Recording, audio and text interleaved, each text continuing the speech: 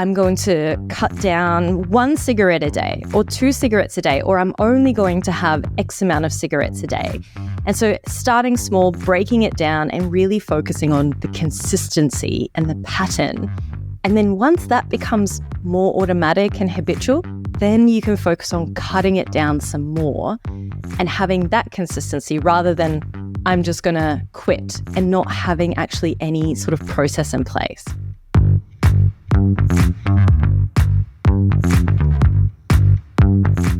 Welcome to the Eat, Live and Move podcast by Miyagi, a space where we bring you the latest science-backed conversations, expert insights and practical tips relating to all things health and wellness. Hello, I am Dr. Gina Cleo, your personal habit change expert. And I'm Dr. Ross Walker, a cardiologist and preventative health expert. Together with our 60 plus years of experience, thanks mostly to Ross, we're on a mission to help you improve your health and transform your habits so that you can eat, live and move better one habit at a time without the fluff and without the fads. In today's episode, we're going to unpack whether New Year's resolutions really work and if there's any point in setting them. Yeah, and look, over the years, 40 years of seeing patients, that so many New Year's resolutions, they last about a week. So let's talk about this. It's true. Look, the turn of the new year can be a time for reflection on the year that we've just had and what a year that was, and setting goals and resolutions for the year ahead. And we tend to do that at the turn of the new year.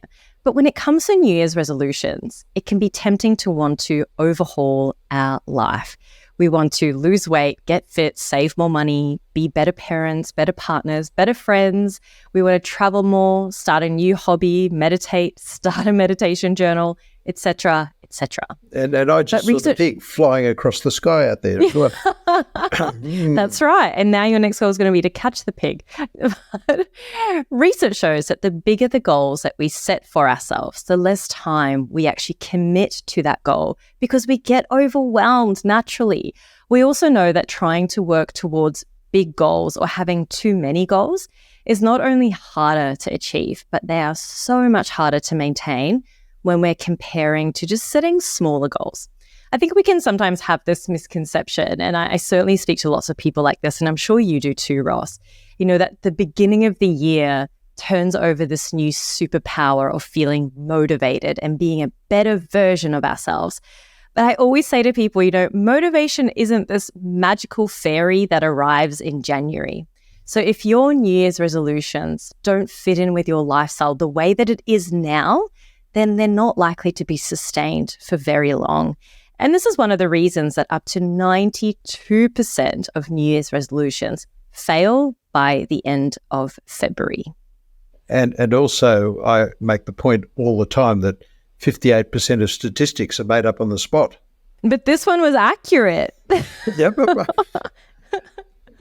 but it's interesting. Legitimately. Read the research. I get it. But you think about New Year's resolutions. People often spend New Year's consuming far too much alcohol, so they wake up feeling dreadful on New Year's Day. How are they going to be motivated to do anything at that stage? For goodness sake. It's true. I do often think about that as well because, you can't start a New Year's resolution on like the 3rd of February or 3rd of January when you're feeling better. You've got to start it on the 1st, right? That's the whole point of a new year. Yeah. Yep. Now, we're very, very good at starting on new goals, but we are not so good at actually sticking at them. So what can science tell us about how to avoid slipping back into old habits and making those goals stick?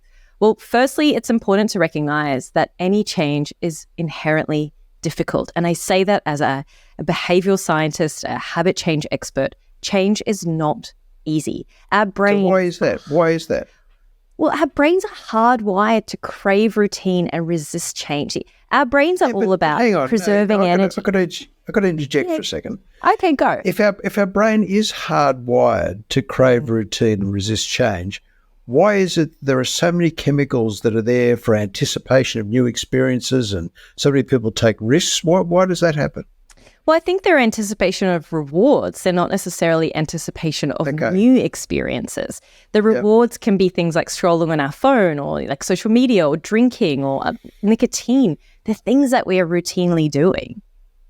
Well, so yes, yeah, some people are routinely doing them, but yeah, okay. Yeah, I just think it's interesting that as looking at evolutionary biology, you look at the fact that that human beings, our ancestors from over 10,000 years ago, had to be able to adjust to change because they had to be constantly on the alert for dangers. So I just think that it's interesting that people crave routine, but really our life is routine for many of us, but sometimes bad things happen. I think that's probably one of the reasons why, as a society, we didn't cope that well with COVID, because it was something completely new and we had all of these impositions on our life that we weren't used to. It was really quite interesting. I mean, Ross, on an average day, we make about 35,000 decisions. So you can imagine our brain is already using up so much cognitive energy and resources just to get through the day. So that's why our brain loves habits and automations and, you know, things that we do routinely, because it's one less thing that it has to think about. Sure. That's why we're drawn to doing the same things day in, day out. And it's interesting, even when you go on holidays, you still wake up in the morning, have breakfast, go and have a coffee, come have lunch. You're still dealing it all around same eating schedule. And other things. Yeah, it's a schedule. Yeah, but even the little things, you brush your teeth in exactly the same way. You dry yourself out of the, after a shower in exactly the same sequence. It's just things we don't actually think about. Yeah. So if 92% of New Year's resolutions fail, what do we need to do to be in that 8% to achieve the goals we want? Ooh, good question. The first tip I'm going to give you here is to really focus on rituals, not results. We want to focus on the actions that are going to help us to become healthier, fitter, happier people, not just the end result. So instead of saying, I want to run 5 kilometers, or whatever the goal it might be, you might want to say, I'm going to consistently go running 3 days a week. And if you consistently run 3 days a week, you'll eventually run 5 kilometers. And it's a really simple mindset change to see reaching goals as part of a journey rather than, and it just has such a big impact. I really hate the word journey, but it's true. Like it's here to stay because it does make sense. And researchers from Stanford, the Stanford Graduate School of Business, actually interviewed about 1,600 people around the world who had reached goals. And their goals were things like boosting their fitness or tracking how much they were eating. And some of the people were asked to think about attaining the goal as completing a journey or reaching a destination, whereas others were like they didn't receive that same prompt. And the people who embraced the journey metaphor were much more likely to actually stick with their new behaviors. Yeah, and so, can I say on that, one of the greatest philosophers ever, Hugh Hefner, once said, life's a journey and the destination's death, so you better enjoy the journey. Really, I have no comment on that. I'm going to just continue right on. Go straight through to the keeper. Jeez. I really hope our producer cuts that out. If not, at least put it in. I hope our producer doesn't cut it out. Oh my. All right, moving on. So we want to see goals as a journey, because doing that for these study participants, it gave them this greater sense of personal growth. It was a feeling of like changing and learning over the course of the experience. And it was that feeling in turn that then actually explained why they stuck to their new habits. Because if the goal is the journey, then it's a process that we're undertaking day in, day out. Let's say someone wants to give up smoking, as one example. What should they actually be saying to themselves or writing down? What's the journey there?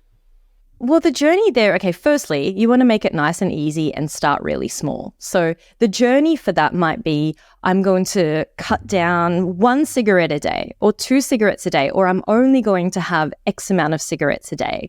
And so starting small, breaking it down and really focusing on the consistency and the pattern. And then once that becomes more automatic and habitual, then you can focus on cutting it down some more and having that consistency rather than I'm just going to quit and not having actually any sort of process in place. Okay. All right. Good. Makes sense? Yeah. Yeah, makes sense. Yeah. The other one I want to share is the power of 3. Now, did you know that our brains are only capable of making up to 3 changes at once? And see, I always like 5. I mean, I know. Have you tried 5 though? Have you tried it? No, but everything, all of my books have been based around 5. If you think of it logically, you've got 5 digits on your hand, you've got 5 senses, there are 5 seasons if you count Frankie Valley. So everything's in 5s. But have you ever done any neuroscience research? Because there's a lot of 3s in there. Yep.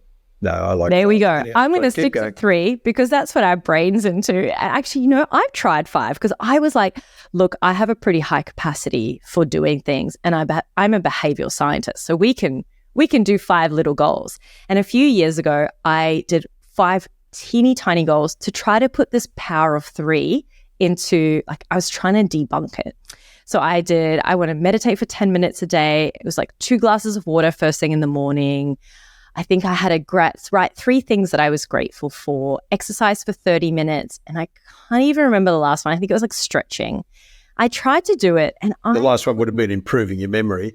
I should have been, right? It was a long time ago. Come on, Ross. Hey, I have perfect vision. Unlike you. No, I'm just kidding. So out of the 5, I tried to do them, and it started to feel like a real chore. It's something that I had to keep focusing on. And I kept slipping up on them. I would probably end up doing 2 or 3 a day consistently. So then I cut it down to 4. And yes, I was more consistent, but I still couldn't get the 5. Cut it down to 3. All right, I accept. Boom, we're going to do 3 then. So go with the 3. Power of 3, people. So the idea is that our brains actually feel overwhelmed when we try to change more than 3 things at one time. And, Ross, you mentioned it earlier with COVID and how that was quite exhausting and both mentally and emotionally and everything. And part of that was actually the changes that were going on in our environment. It was learning new terminology. It was learning new rules. And that was actually taking up a lot of cognitive resources and mental capacity, making it then harder to eat well and exercise and have a good mental health and all the things that we suffered from during that time and then lingering from that. So this year, and every year, try to commit to just 3 tiny habit changes that you can enjoy and maintain. And trust me, you will be amazed at how much you can actually achieve when you just make small, consistent changes. So what about staying accountable for what you've done? Okay, accountability. I'm so glad you bring this up, Ross. Once you've selected goals that you want to achieve, for the upcoming year or whatever it might be, having accountability and tracking your progress is actually key to achieving those goals and making them stick. Simply by sharing our goals with our family or close friends or chatting about our progress with them can actually help us to keep motivated and to stay on track. One of my favorite ways to stay accountable is actually using a habit tracker.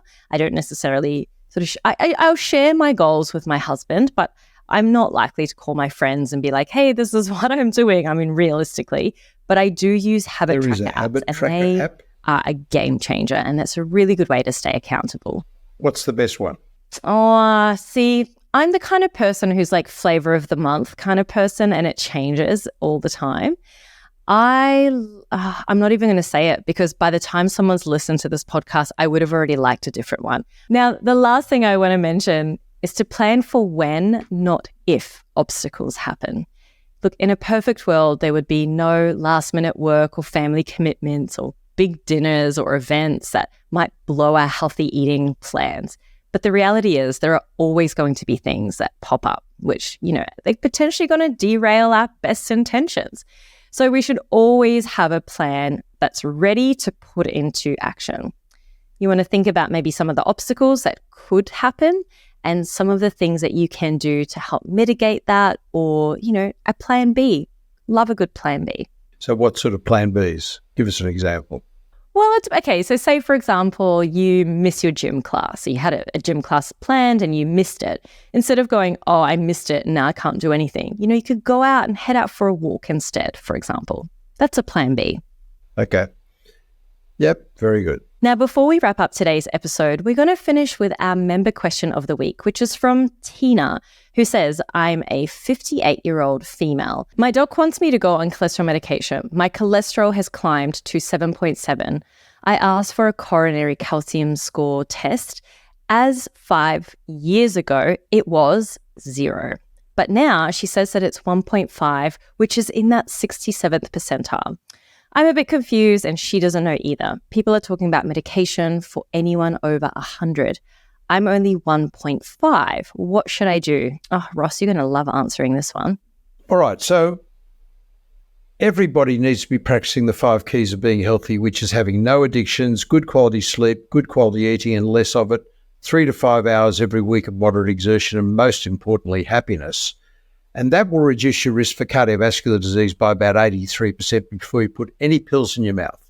But a study of 13,500 people over 10 years between the ages of about 50 up to 75, regardless of cholesterol levels, if your coronary calcium score is below 100 and yours is pretty close to 0, 1.5, you do not get any long-term benefit from being on a drug to lower your cholesterol, but you'll always get a benefit from following healthy lifestyle principles. So in your case, certainly no statins. Love it. There you go. Woo! I like that the cardiologist said to you, just ignore your cholesterol. I think that's the take-home message.